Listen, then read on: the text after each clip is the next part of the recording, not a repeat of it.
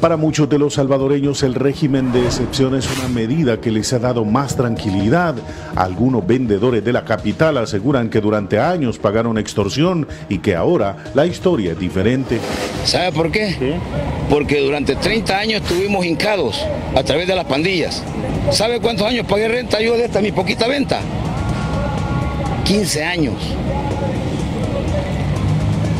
Aquí vendemos nosotros, de metro hasta el Hospital Militar, Universidad Nacional. Llevamos 3 meses y medio de no pagar los $5 todos los miércoles. Los jóvenes también hablaron del tema. Pues sinceramente sí, debido a que como ya podemos estar más tranquilos, pero la desventaja es que como nosotros como jóvenes, muchas veces nos miran de mal, dependiendo de cómo estamos vistiendo, pero estamos como a la mitad confiados, pero a la otra mitad es que muchas veces restringen la libertad. Dicen que al caminar por las calles de San Salvador ahora es más seguro y en las comunidades se sienten más tranquilos. Fíjese que sí. ¿Por qué? Desaparecieron tantas cosas horribles de la calle. ¿Se siente más seguro en San Salvador usted? En todos lados, en cualquier colonia uno hoy puede llegar a un mercado a un lado y no andan de dónde viene uno, nada. La mayoría de los entrevistados son de la idea que se debe seguir fortaleciendo los planes de seguridad y mejorar el equipo de trabajo de los soldados y policías para el combate a las pandillas.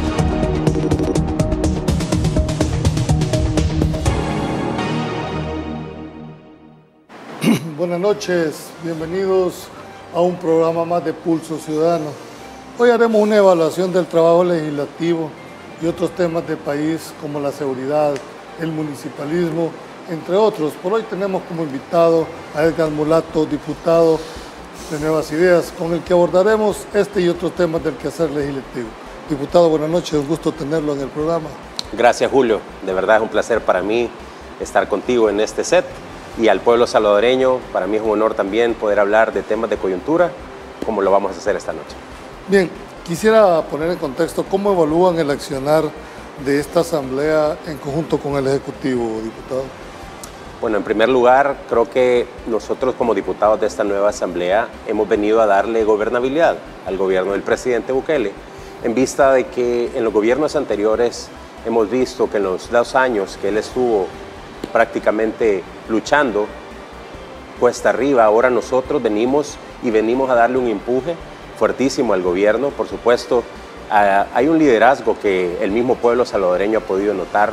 El 96% de la población le brinda la aprobación a un trabajo que ha venido desarrollando un gobierno como el del presidente Bukele, y eso nos permite generar ahora como diputados el respaldo que la misma población está demandando.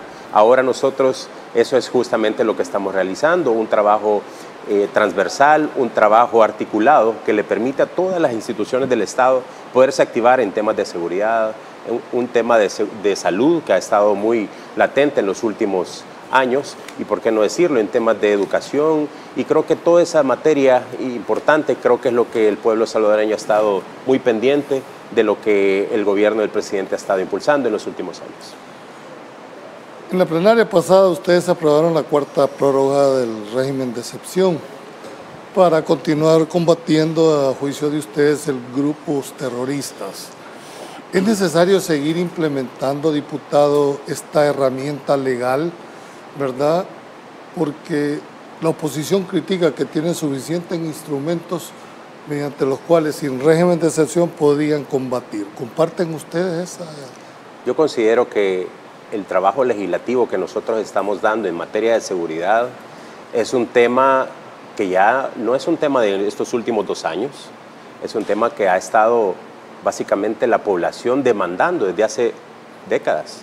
Y ahora este trabajo que nosotros estamos desempeñando, dándole gobernabilidad al gobierno del presidente, viene a responder desde el día 1 que él fue presidente, que cómo las tasas de homicidio vinieron bajando. Pudimos notar cómo en gobiernos de Antonio Saca se oscilaban cerca de 5.500 homicidios al año. Pudimos notar también cómo en gobiernos de Mauricio Funes llegaban a tener cerca de 6.000, 7.000 homicidios al año. Y en Sánchez Serén, un gobierno del FMLN que llegó a tener cerca de 11.000 homicidios al año. a la entrada del gobierno del presidente Bukele, nosotros pudimos lograr obtener tasas de homicidio que bajaban a cerca de 3.000. Y ahora seguimos a la baja.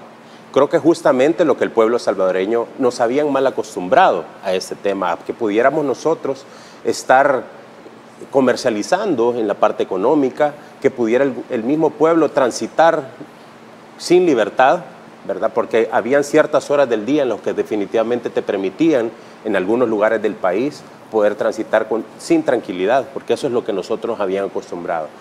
El pueblo ha demandado y ha dado en las encuestas, no dichas únicamente por nosotros, sino que la UCA, la Universidad Francisco Gavidia, ellos mismos han dicho que 9 de 10 salvadoreños están conformes y están de acuerdo con este régimen de excepción. ¿Y eso no se podía haber logrado sin el régimen? Todo esto es lo que tú has planteado, con los instrumentos legales que posee, dijéramos, el país, ¿no se pudiese haber logrado ese mismo resultado? Con la velocidad que se ha hecho, de la manera contundente que se ha actuado, difícilmente hubiéramos logrado que nuestro país estuviera dando los números económicos, y quisiera hacer este contraste porque creo que es importante, porque ahora podemos ver cómo en la medida que el gobierno del presidente ha venido actuando en materia de seguridad desde el día 1, como te repito, eso le ha devuelto la confianza al pueblo salvadoreño y creo que eso es lo que el pueblo esperaba. Para eso fuimos elegidos, para eso eligieron al gobierno del presidente. Y creo que esto, en materia económica, hemos visto cómo hemos recuperado la empleabilidad, incluso a pesar de una crisis inflacionaria, a pesar de una crisis de pandemia, cerca de 117,000 empleos activos, casi 1,000,000 de empleos son los que registra el Instituto Salvadoreño del Seguro Social. También la empresa privada podrá dar números importantes en materia de inversión. Creo que el país al final del 2021 registró cerca de 5.600 millones de dólares, cosa que no se miraba desde el año 1960. Eso significa que las políticas públicas que el gobierno del presidente ha venido implementando está dando los resultados. La oposición insiste, incluso algunos de las entidades que protegen los derechos humanos, insisten que se están violando los derechos humanos de los pandilleros o de las personas detenidas, mejor dicho, para usar un concepto. ¿Comparten ustedes eso? Bueno, a mí me gustaría que viéramos pruebas realmente que nos demostraran cuáles son los derechos humanos que estamos transgrediendo. ¿Qué pasa con las víctimas entonces?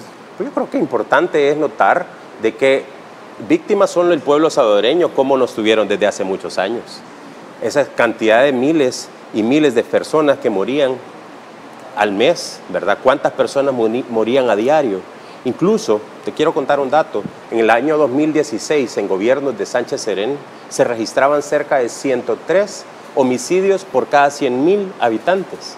Ahora, en este periodo del gobierno del presidente, al 2021, registramos 16 muertes por cada 100,000 habitantes. Eso significa que creo que el pueblo salvadoreño le hemos dado lo que buscaba.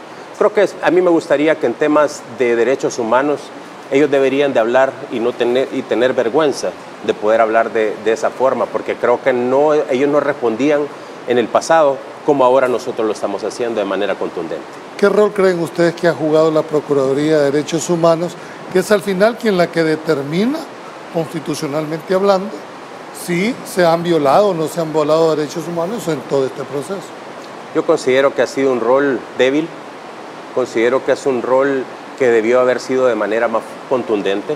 El pueblo salvadoreño espera tener instituciones robustas, instituciones que definitivamente podemos haberlo visto en marchas, incluso que ya la oposición ha desarrollado, y cuando se han llevado niños a estas marchas, hemos visto cómo las mismas familias salvadoreñas han estado atentas a lo que ha estado sucediendo, y creo que no hemos visto una institución de derechos humanos que realmente esté actuando de manera contundente. Y importante también cómo la Procuraduría de los Derechos Humanos también no ha tomado cartas en el asunto, porque han tergiversado. La oposición en materia, han buscado, incluso al momento, al fuera de los centros penales, a madres, ¿verdad?, que hacen llorar notoriamente, simplemente como una pantomima, para quererle hacer ver al pueblo salvadoreño de que nosotros estamos transgrediendo a esos pandilleros. Yo creo que no es así.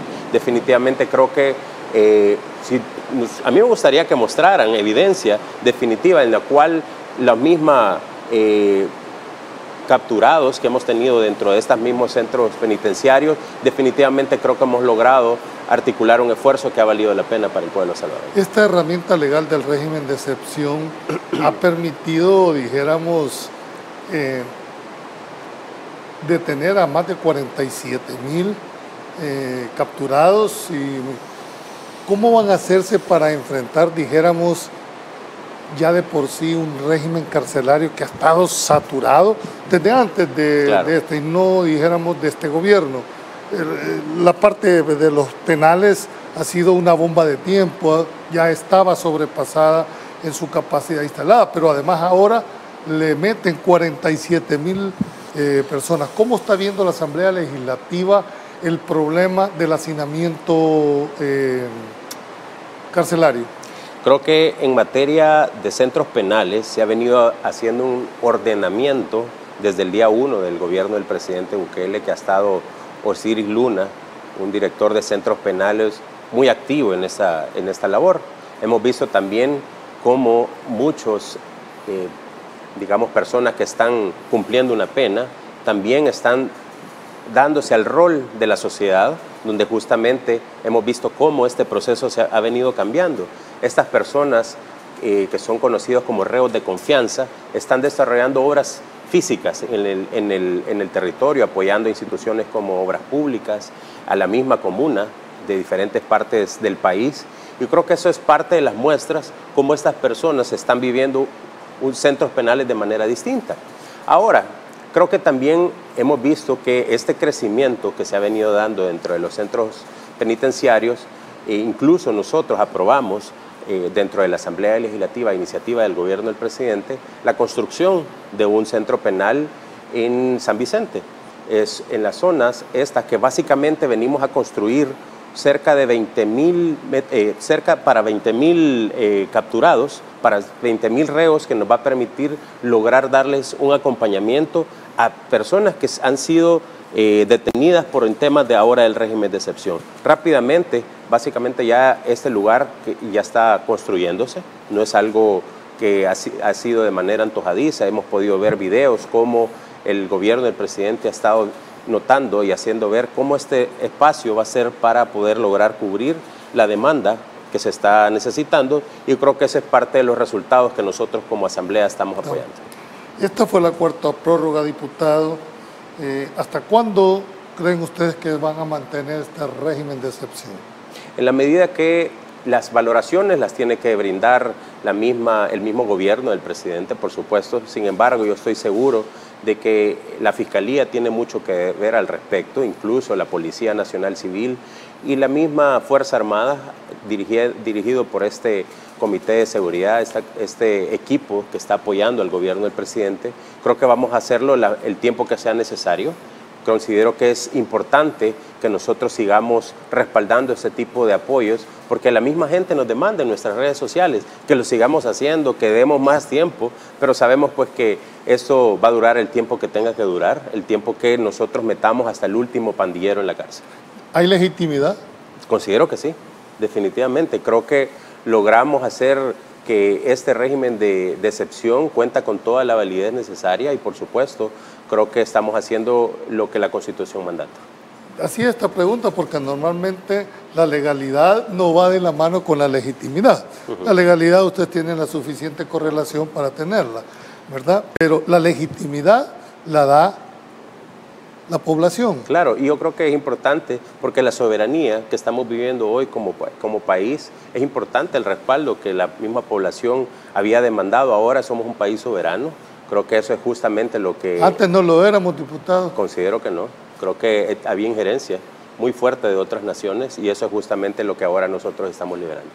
Bien, tengo que ir a un corte comercial, diputado. Cuando venga quiero entrar en ese último punto que usted planteó, y era el hecho que recientemente ha habido una lista Angel. Quiero ver cuáles son sus valoraciones políticas al respecto. No nos cambie, ya volvemos en Pulso Ciudadano.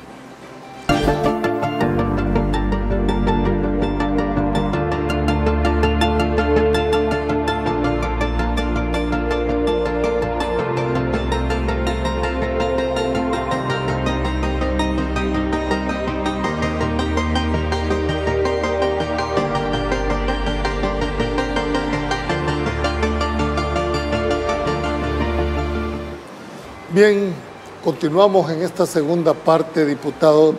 La lista, Angel, ya es oficial. La publica este miércoles la Embajada de los Estados Unidos después de que un periódico, mejor dicho, un medio, filtraran una lista, pero ya se vuelve oficial.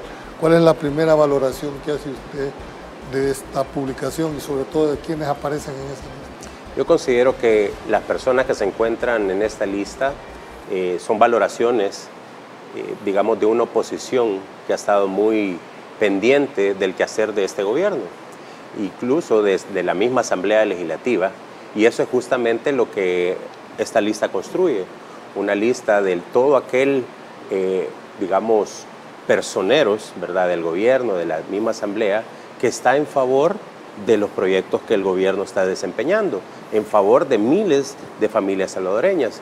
Y creo que eso es lo que la oposición está viendo. Ha construido una lista. ¿Tú crees que la oposición tenga esa capacidad para influir? Por supuesto que sí. ¿En la Embajada de los Estados Unidos? Sí, considero que la Embajada de Estados Unidos ha estado reuniéndose, ¿verdad?, justamente con algunos, digamos, miembros de los mismos partidos políticos que han gobernado en los años anteriores, y creo que eso es lo que nos ha permitido a ellos conocer una oposición sesgada, definitivamente, con información que no responde a la realidad, ¿verdad? Sabemos que hay intereses particulares de estos mismos miembros de la oposición y que le han filtrado información. Hemos visto también como el Faro ha estado muy vinculado a un periódico digital que ha estado encubriendo a los mismos pandilleros. Ha habido información fidedigna incluso de ellos mismos, periodistas de ellos que han convivido con miembros de las pandillas. Eso es lo que ahora estamos viendo, cómo dan credibilidad a una lista oficial que nosotros subimos el día de ayer, una plenaria, y que presentaron la semana pasada, el fin de semana, a uno de nuestros jefes, a uno de los miembros diputados. Le cancelan al jefe de la fracción de su partido. Así es, la visa. ¿Cómo la han interpretado ustedes? Mire, yo creo que por la sanción que se demostró en esta lista es por la ley de prohibición de pandillas. Y la ley de prohibición de pandillas es justamente la oportunidad que nos brinda a nosotros de poder lograr penetrar de tal forma a poder combatir de frente a las capturas que estamos viendo, cómo podemos desarticular y desmantelar un sistema que había estado libremente por gobiernos anteriores. Habíamos visto cómo gobiernos anteriores habían pactado, ¿verdad? Los números no hablan, los datos no mienten, y considero que eso es lo que ahora la oposición quiere recuperar. En su interpretación, esa revocatoria que le hacen a su jefe de fracción es por haber promovido una ley contra las pandillas. Pues está escrito, eso es lo que manifiesta. Manifiesta la sanción que por haber promovido la ley de prohibición contra las pandillas y adicionalmente manifiesta que en medios de comunicación se niegue, ¿verdad?, que podamos difundirlo a través de estos medios, pero ¿qué es lo que se busca con esta ley? Lo que nosotros pretendemos que cualquier tipo de graffiti que pudiera ser hecho por las mismas pandillas, evitar que se difundan de tal forma a través de medios de comunicación, porque eso es lo que les permite dar fuerza, ¿verdad? Les permite meter zozobra en la población en algunos sectores de nuestro país. Eso es lo que nosotros estamos combatiendo y no en ninguna forma, al contrario, la población nos ha felicitado cada vez que nos acercamos a las comunidades, a los caseríos, a los mismos cantones. La gente se alegra de que nosotros estemos de frente combatiendo a este crimen organizado que había estado latente por décadas y que había generado una serie de disrupciones en la misma sociedad, que es lo que ahora estamos viendo, los beneficios que la misma población está notando. ¿Cómo creen ustedes que interpreta, dijéramos, la población este tipo de lista? Porque hay que verla en el contexto aún de la misma lista. No a todos la justificación, por lo menos lo que públicamente se conoce, no es del mismo tipo, no es lo mismo que le cancelen la visa a alguien por corrupción a que le cancelen la visa por el cometimiento de un ilícito penal, por lo menos a juicio de lo que están, a otros por promover, dijéramos, el tema es. Bueno, es decir, no es la misma causal para todos. Partamos de algo que esta es una lista que ha sido creada, como te digo, por la misma oposición y que ha brindado información lastimosamente al Departamento de Estado de Estados Unidos, y lo cual pues únicamente el efecto legal que nos afecta a nosotros no hay ninguno. Entonces, de esa naturaleza, creo que a nosotros al interior del país, pues gracias a Dios, pues no tiene ningún efecto legal y ningún efecto secundario. Creo que bajo esa naturaleza la población, pues lo único que se pierde es la oportunidad de entrar a Estados Unidos, pero creo que al final nosotros como funcionarios públicos estamos interesados que las listas que definitivamente nosotros queramos hacer crecer son las listas de capturados que el pueblo salvadoreño ha demandado, son cerca de 45,000 y todavía vamos por 30,000 más. Yo estoy seguro que vamos a capturar hasta el último pandillero hasta que logremos el objetivo y liberar de las calles esas estructuras criminales. Ustedes como diputados de la fracción mayoritaria no temen que esta lista vaya a hacerse extensiva a más diputados de su fracción? Como te repito, creo que si eso llegase a dar, creo que es una consecuencia del trabajo que estamos realizando. Yo me sentiría pues orgulloso si eso llegara a pasar, en el sentido de que al final el pueblo salvadoreño no se debe a que si tengamos funcionarios con diferentes visas en todo el mundo. Nosotros respondemos a los intereses de acá, de nuestro país. Hemos sido elegidos para romper cualquier tipo de estructura criminal que le está haciendo daño y desmantelar la corrupción. Ha sido lo que hemos hecho desde el día 1 acompañando al gobierno del presidente Bukele. Yendo un poquito ya más dejando la parte está la reforma constitucional que se viene o que está a las puertas. El vicepresidente de la República ya empezó el medio de divulgación.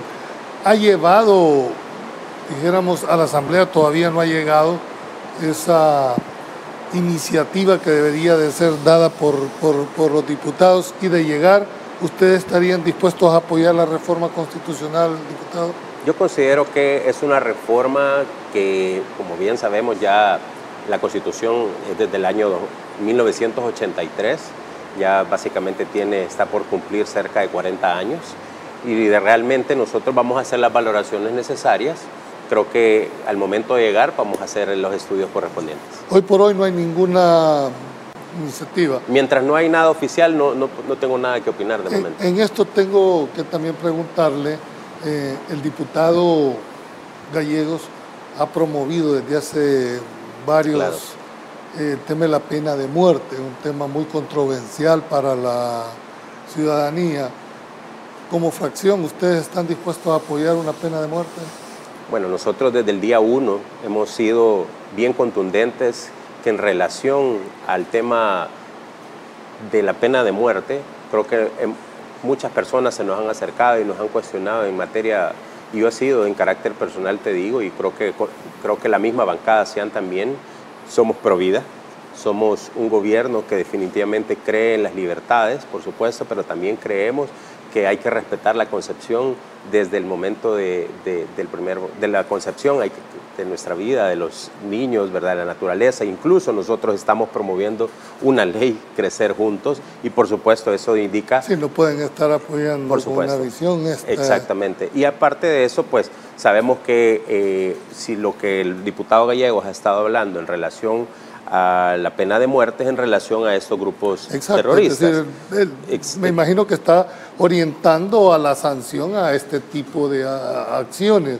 ¿No creen ustedes que es una medida ejemplarizante la pena de muerte? Yo considero que incluso en países de primer mundo podemos ver como ya la pena de muerte es una realidad, ¿verdad? Dentro de su legislación lo toman con mucha cautela, ¿verdad? El momento de darle muerte a una persona que está viviendo un proceso legal, podemos ver incluso Estados Unidos tiene ya la pena de muerte en algunos estados, y creo que eso son cerca de 40,000 personas las que han muerto en este momento. Yo creo que El Salvador no estamos listos a entrar en materia de esa naturaleza. Considero que estos procesos que estamos viviendo, ¿verdad?, al momento de hacer una limpieza de las calles de nuestro país, de que la delincuencia sea vista de manera como tal, ¿verdad?, creo que estamos logrando los objetivos de que nuestra misma población viva con libertad, se exprese con libertad, que también puedan deambular con libertad. Creo que eso es prácticamente lo que el pueblo salvadoreño. No veo necesario de momento entrar en materia de eso cuando estamos logrando los objetivos. Queda clara la posición política.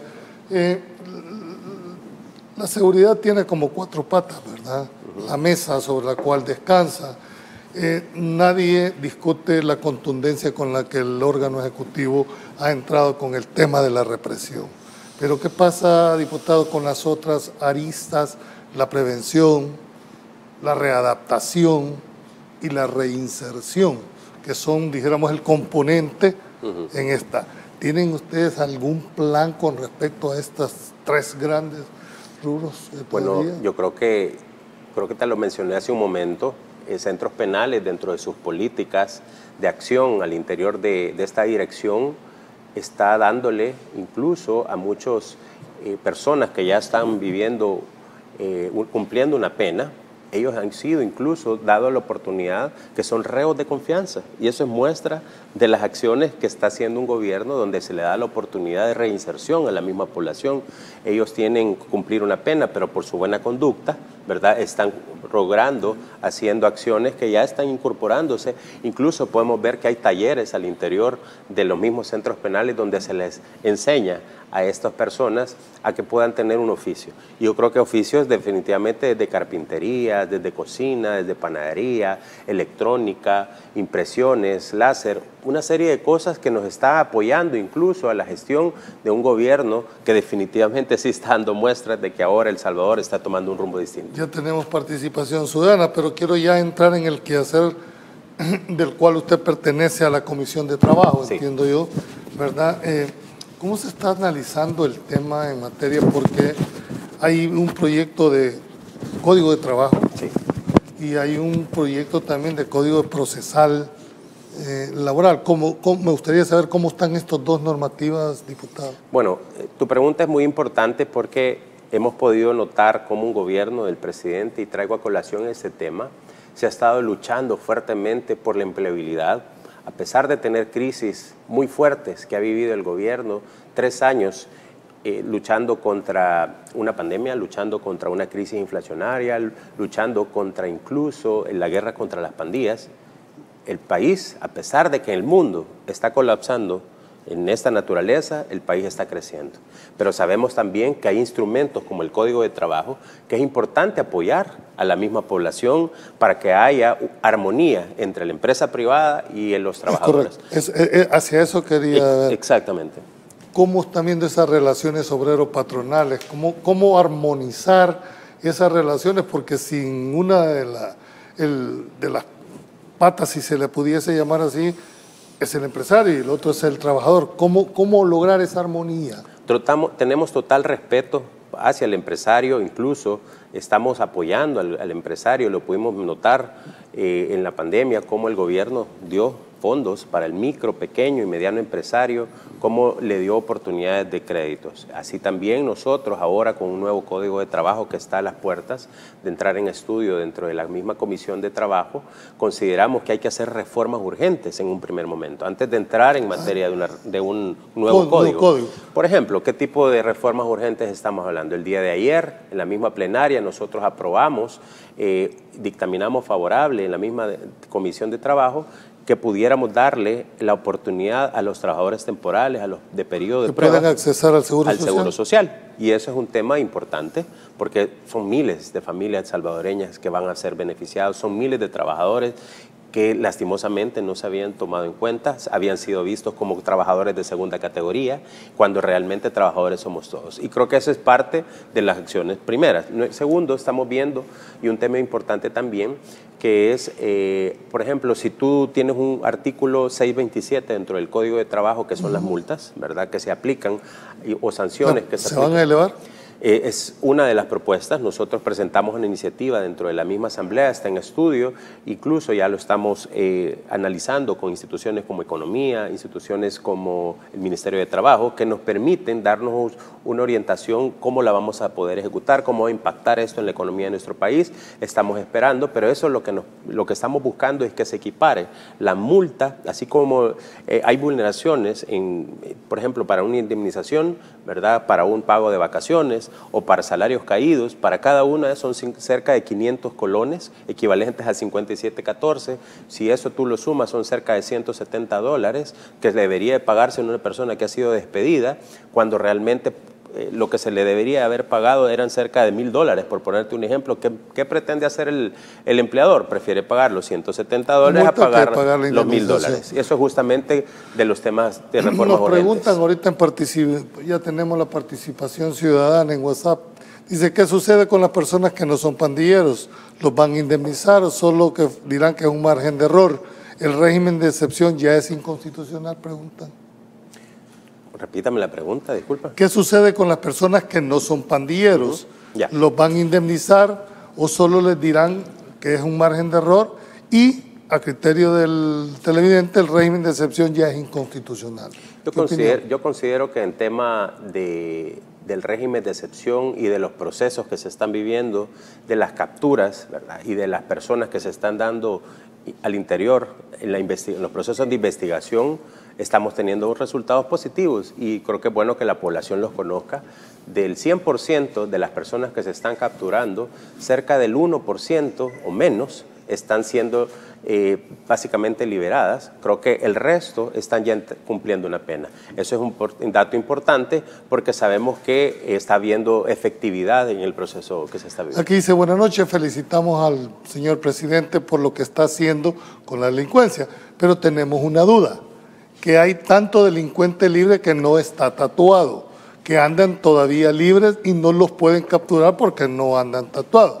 Y así hay muchos que están presos y van a salir libres porque no tienen tatuaje, pero son delincuentes. Esta es la preocupación de nosotros como ciudadanos. Los procesos de investigación hay que confiar en lo que está haciendo la Fiscalía General de la República. Hemos actuado contundentemente y les voy a dar algunos datos que nos va a permitir lograr esa confianza que les estoy pidiendo. Cuando el gobierno del presidente entró a esta nueva mandato, el 2019, tenía cerca de 16,000 capturados en temas de pandillas. Ahora nosotros en este régimen hemos capturado ya cerca de 47,000 en cuestión de meses. Y eso significa 5 meses, 4 meses que hemos logrado superar, triplicar lo que gobiernos anteriores hicieron. Eso significa que estamos realmente haciendo los procesos debidos. Sabemos que muchos probablemente ya se cubren sus tatuajes, pero crean que realmente hay otras tecnologías que le están permitiendo darle esa validez a que la investigación sea contundente. Tati Mengíbar nos dice, pregúntele qué pasó con la ley de agentes de seguridad privada y pregúntele si hay investigación de los reos fallecidos dentro de los penales. En cuanto al tema de la ley de seguridad privada, considero de que nosotros estamos tomándonos un tiempo que sea necesario para que la ley tome vigencia. Te voy a decir por qué. En primer lugar, nosotros básicamente hicimos un estudio, ¿verdad? Consideramos que hay instituciones del Estado que deben también tomar participación activa en este estudio, sindicatos, instituciones del gobierno como el Ministerio de Trabajo, Economía incluso, porque el impacto de entrada en vigencia son cerca de 30,000 personas que trabajan en este sector, agentes de seguridad que vienen del interior del país y la gran mayoría viajan hacia San Salvador o el Gran San Salvador por brindar este servicio, pero hay una serie de vulneraciones claras que ahora nosotros estamos queriendo limpiar a través de una ley para la regulación de agencias de seguridad. Y hay un tema importante también. Nosotros hicimos hace algunos meses, presentamos un aviso a la Fiscalía General de la República con información que nos brindó el Instituto Salvadoreño de Seguro Social, donde había cerca de 100 empresas que definitivamente ya estaban incluso reteniendo cuotas patronales a los trabajadores. ¿Qué significa eso? Que no les estaban descontando Seguro Social, AFP, pero no las estaban trasladando. No las trasladaban. Ya ahorita, hace dos semanas, la Fiscalía capturó a una de estas empresas, en las cuales nosotros presentamos ese aviso.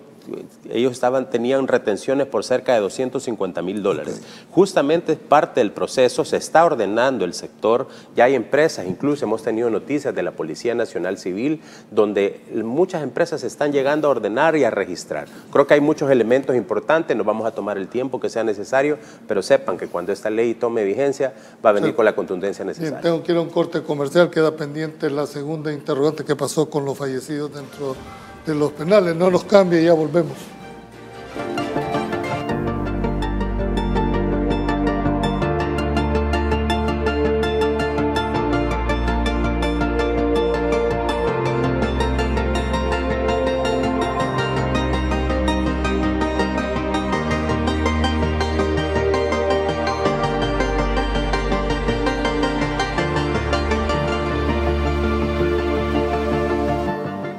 Gracias. En esta última etapa, bueno, diputados, nos habíamos quedado en la última. ¿Se van a investigar estos fallecimientos que han estado al interior de los penales? Bueno, mire, yo creo que es importante que la población conozca información fidedigna. Sabemos que hay muchos periódicos de la misma oposición, la Prensa Gráfica, el Diario de Hoy, diarios digitales como El Faro, Factum, que ya sabemos cuál es su objetivo, desmeritar el trabajo que estamos realizando. Considero que sí hay una agenda clara y creo que hablar de esa materia, que nos muestren las pruebas. Y si tienen pruebas, pues que definitivamente creo que es lo que la población tiene que conocer, si existen. La pregunta que te quería, pues ya para ir aterrizando, es muy importante el tema de las pensiones, diputado. Es un tema candente. Como miembro usted de la Asamblea Legislativa, ¿cómo ve usted el tema de las pensiones? Un tema complicado, muy sensible. Se dice que se está preparando una ley que va a ser de beneficio. ¿Ya tienen ustedes trabajado algún anteproyecto en la Asamblea o están esperando que el Ejecutivo mande el anteproyecto sobre el cual deberá trabajar? El presidente de la República se ha manifestado de estamos por esperar que llegue al Pleno Legislativo una iniciativa tan importante para los salvadoreños. Y yo creo que es bueno que la población se mantenga expectante porque considero que eso va a venir a saldar deudas que también, al igual que el tema de las estructuras criminales que habían cohabitado con miles de salvadoreños, el tema de las pensiones también significa que viene a ser una reivindicación importante para todos los salvadoreños. Y quisiera brindarles alguna información en relación a qué es el estatus que nosotros vivimos en nuestro país.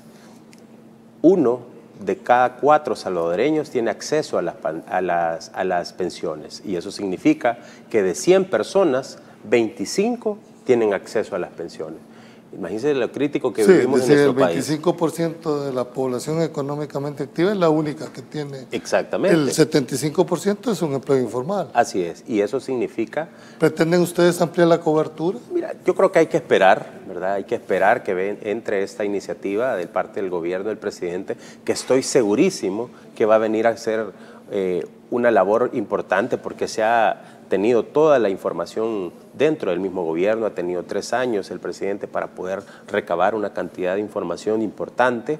Creo que el día que entre el presidente de la Asamblea Legislativa lo ha dicho expresamente, que seguramente se va a crear una comisión ad hoc, muy parecida a la ley del agua, y nos vamos a tomar el tiempo necesario para poder estudiar. Nos pregunta, buenas noches, le saluda Alex, preguntarle al diputado Mulato, ¿qué piensa sobre la creación de nuevos grupos o posibles partidos políticos como Poder Ciudadano? ¿Cómo ven ustedes la creación de esto? Bueno, mire, vivimos un país democrático, consideramos que es importante, ¿verdad?, que la misma población esté muy clara de cuáles son sus posturas, quiénes son los que están creando estos partidos políticos. Sabemos que únicamente están migrando de un partido a otro, ¿verdad? Hemos visto cómo alcaldes de anteriores gestiones de Arena, el FMLN, se están escudando en un partido como esta misma agrupación, y así también diputados, incluso de la misma Asamblea actualmente. Creo que estamos viviendo tiempos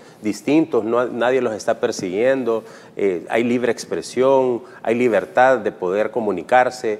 Creo que los medios de comunicación pueden hablar de la manera como lo quieran hacer, pero creo que estamos viviendo una vida muy distinta a la que en el pasado. No hay opresión como se manifiesta, al contrario, a nosotros nos interesa que se siga dando, pero sabemos que la confianza del pueblo salvadoreño nos la dio un 2019, 3 de febrero, y el 28 de febrero del 2021 vimos reflejados esos resultados, y ahora el gobierno del presidente Nayib Bukele es el 96% de la aprobación. Ahora creo que el mismo pueblo puede dar esa misma respuesta. ¿Qué opinión le merece, diputado, que la oposición maneja en algún momento determinado una narrativa de que el gobierno se quiere robar las pensiones?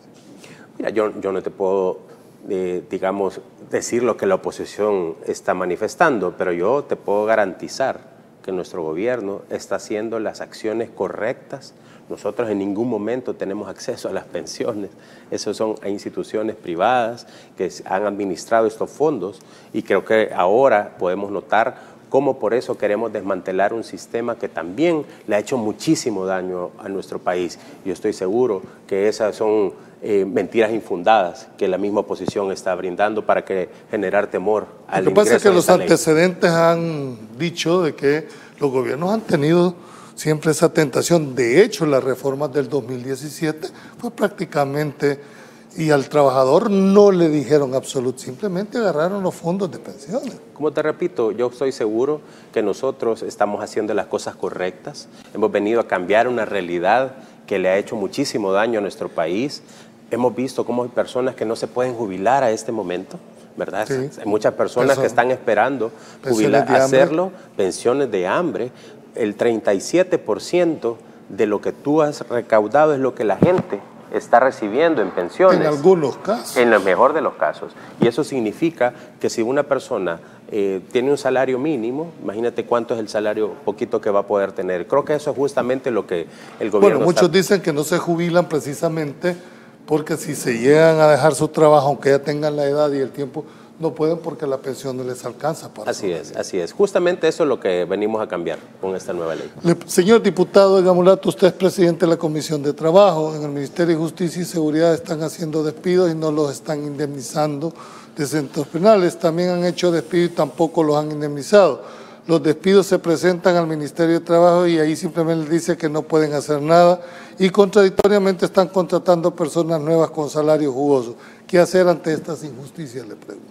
Yo creo que son las instituciones del Estado las que deben responder ante estas situaciones. Sin embargo, es importante que nos manifestemos. Yo puedo dejar abierto un correo electrónico que manejamos siempre dentro de la misma asamblea, que es comisión.trabajo@asamblea.gov.sb, para efectos de podamos tener una comunicación directa, y estoy seguro pues que si hay instituciones que están realizando, seguramente están haciendo los debidos procesos, pero bueno, que lo escuchemos al pueblo salvadoreño. Usted también forma parte de asuntos municipales. Sí. ¿Cómo evaluaron ustedes en este momento que hubo mucha crítica y mucha presión para que no se eliminara el FODES? ¿Creen ustedes que esto va a incidir en las próximas elecciones? Aquí es una valoración más política. El hecho de que la parte territorial, los alcaldes, que son los que dijéramos andan en el terreno, ¿verdad? ¿Creen que esto les va a afectar políticamente en las próximas elecciones? Yo creo que la Dirección de Obras Municipales está respondiendo ante lo que no se hacía en el pasado. Y te voy a poner algunos ejemplos. El FODES era un instrumento de parte de los gobiernos, de los presidentes que estaban en su mandato, que hacían componendas políticas con los alcaldes y le daban más o le daban menos a los que querían potenciar o los que querían ellos mismos presidentes territorializar.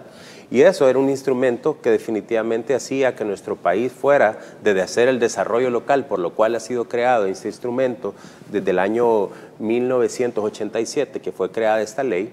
Eso únicamente le sirvió para hacer componendas políticas, para poder apropiarse de dinero del Estado a los mismos alcaldes, donde había discrecionalidad del uso de estos fondos. Y cuando ahora nosotros vemos, y qué buena la pregunta que tú realizas, ¿por qué ahora vemos nuestras calles de la forma en la que estamos viendo en los cantones, en los caseríos? ¿Cómo podemos ver en algunos que se le dieron millones de dólares y no logramos ver cuál fue el verdadero desarrollo local?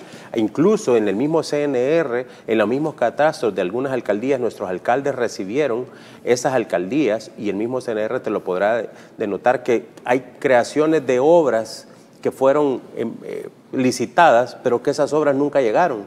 Eso significa que el dinero no llegó nunca al pueblo salvadoreño. Y la Dirección de Obras Municipales está haciendo más de lo que hacía los gobiernos anteriores. La Dirección de Obras Municipales fue creada en septiembre, octubre del año pasado. Vamos a cumplir cerca de un año, pero falta todavía mucho por hacer.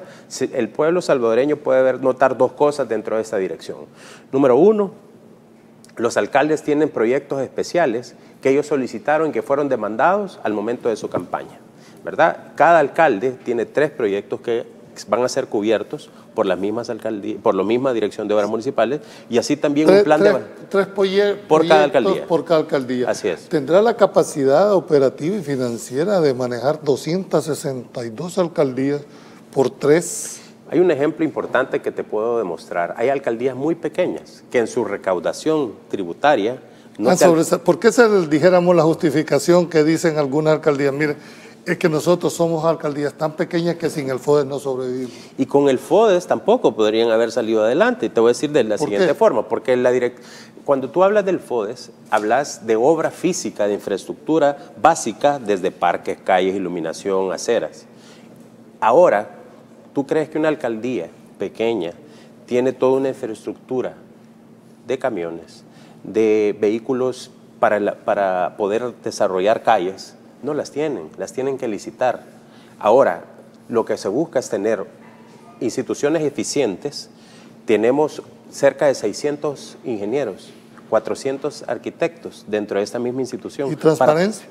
Totalmente, por supuesto, porque lo que se busca es que estas instituciones que fueron creadas, como el FISDL, por ejemplo, esto venía de una institución... Que se cuestionó mucho que los alcaldes robaban, que los alcaldes no hacían esto. ¿Eso no va a suceder ahora centralizado, diputado? Yo considero que más que ser una institución que definitivamente viene a responder a las necesidades actuales, ha sido una decisión bastante oportuna, porque considero que ahora hemos visto cómo, en vez de tener un fondo limitado, ¿verdad? Ahora va a tener un fondo definitivamente que vamos a poder hacerlos en sobremanera. Vamos a poder incluso sobrepasar. Ya estamos viendo que hay alcaldías que no tenían lo suficiente flujo de efectivo para poder lograr salir adelante. Ahora con instituciones con fuerza, que tienen toda la infraestructura, que tienen toda la capacidad técnica, creo que vamos a lograr hacer más de lo que el gobierno pudo haber hecho si no hubiera tenido esa dirección. Para finalizar, entonces, para ustedes, para la bancada, dijéramos, la centralización funcionó mejor que la descentralización en el tema puramente de los alcaldes. Yo considero que es una institución que está dada con todo el equipamiento necesario para poder lograr avanzar rápidamente. Y si no, veamos las obras que está haciendo el gobierno del presidente Bukele él lo ha demostrado. El año 2021 cerramos con cerca de 950 millones de dólares en obras físicas. Y ahora vemos cómo el gobierno está invirtiendo cerca de 1.510 millones de dólares en obra física, y eso significa que hay interés. ¿Por qué crees tú que se quejan tanto los alcaldes con el FODES? Yo creo que hay ciertos alcaldes de la misma posición que han estado acostumbrados, ¿verdad?, que a estar antojadizamente haciendo uso del Estado. Creo que eso es lo que ahora he estado acostumbrado. Ahora no, el gobierno y junto a sus alcaldes estamos trabajando juntos para hacer un trabajo articulado. Bien, no me resta más que agradecerle, diputado, el hecho de que haya venido, que se haya manifestado con la transparencia de las preguntas, y a usted, amigo televidente, como siempre decimos en este programa, nosotros exponemos los hechos, las conclusiones las sacarán ustedes en la intimidad de su hogar. Pasen buenas noches, nos vemos mañana en otro programa más de Pulso Ciudadano, que Dios los bendiga. A las cientos de familias que les han capturado a algún pariente que es inocente, que es parte de ese daño colateral, así lo llamó el vicepresidente, y me sorprende escuchar aquí abogados decir 47,000 culpables terroristas, olvidándose que todavía, aunque no le guste la Constitución, en El Salvador existe la presunción de inocencia, pero ustedes la han cambiado por la presunción de culpabilidad e instalan un terrorismo de Estado en la población. A quienes están en un penal sin haber hecho ningún delito, sin tener ningún vínculo con estructuras criminales, siendo inocentes, yo les digo, sus vidas cuentan y la justicia va a llegar. La justicia va a llegar. Sus vidas cuentan y no importa si son muchos, si son pocos, si son miles, si es uno. No podemos saber la cifra, es un secreto ahorita. Pero es que esto no se trata de un cálculo electoral, como han dicho mis colegas. Esto se trata de principios. No estamos defendiendo delincuentes, estamos defendiendo inocentes, víctimas del régimen. Aclarar también que no tenemos nada en contra del régimen de excepción, mas sí en los abusos, en las violaciones, en las torturas. Y no vamos a generalizar, no vamos a decir que no tenemos buenos policías y buenos elementos de la Fuerza Armada, porque muchos respetan los derechos humanos, porque muchos tienen conciencia, porque muchos no han caído en esa agenda y ustedes confunden justicia con odio y promueven el odio y no la justicia.